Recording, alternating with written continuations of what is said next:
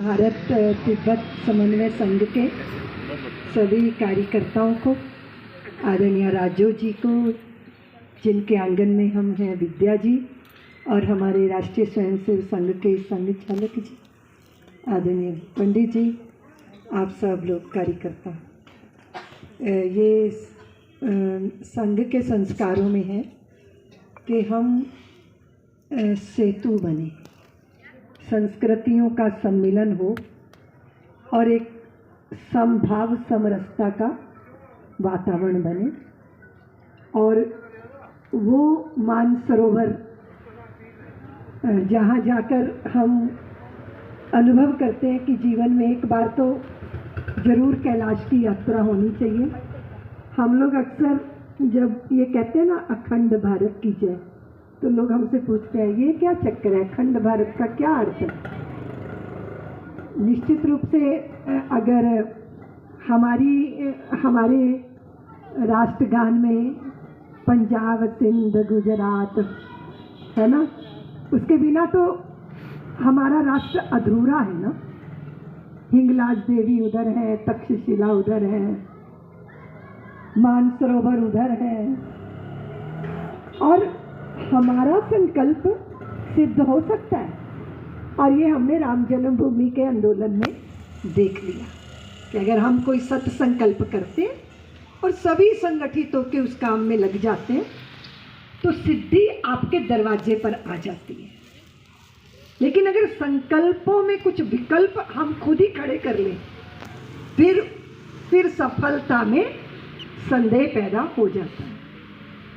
हमें हमारी सामर्थ्य पर, संकल्प पर संकल्प सत्य होना चाहिए। सत्य संकल्प, शुभ संकल्प, सबके कल्याण के लिए संकल्प। वो संकल्प नहीं है, वो शिव संकल्प है।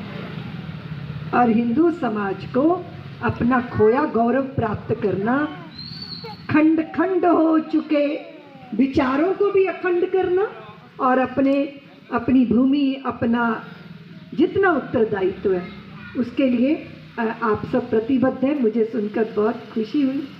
आप सब लोगों का मैं बहुत हृदय से वंदन करती हूँ।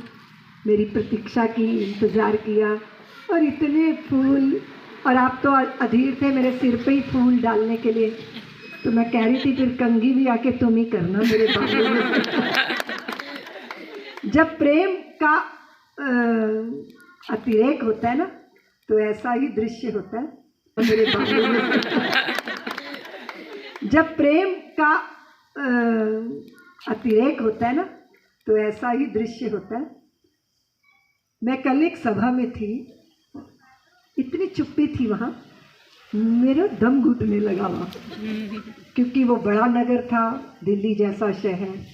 तो मैं सोच रही थी कि ऐसे में तो बहुत देर बैठा नहीं जा सकता। और फिर थोड़ी देर के बाद मैंने उस वातावरण को थोड़ा हल्का करने की कोशिश की। उसके बाद फिर सब, क्योंकि चाहे आप नगर में हो, महानगर में हो, हृदय तो आपका हृदय ही है, और हृदय वो भावुकता के आधार पर ही होता है।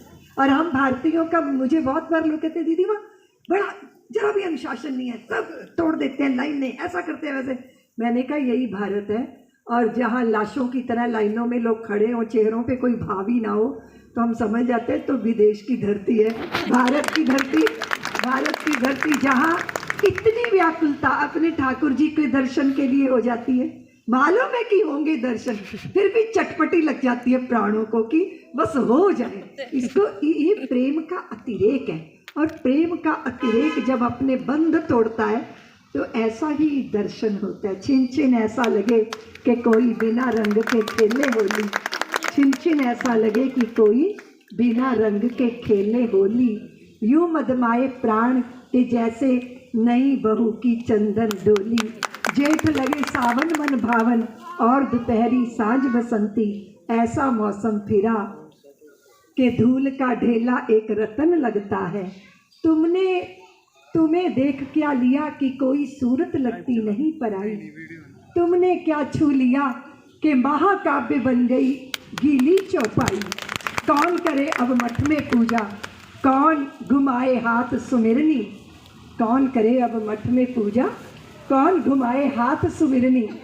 जीना हमें भजन लगता है और मरना हमें हवन लगता है। ऐसी ऐसी प्रेम की भाव दशा में ही, और वो जब समूह में होता है तब ईश्वरीय धारा बहने लग जाती है। इसलिए हमारे देश में बिंदु का सिंधु होना, अहम का वयम होना और व्यष्टि का समष्टि होना, यही एक जोड़ने की धारा है।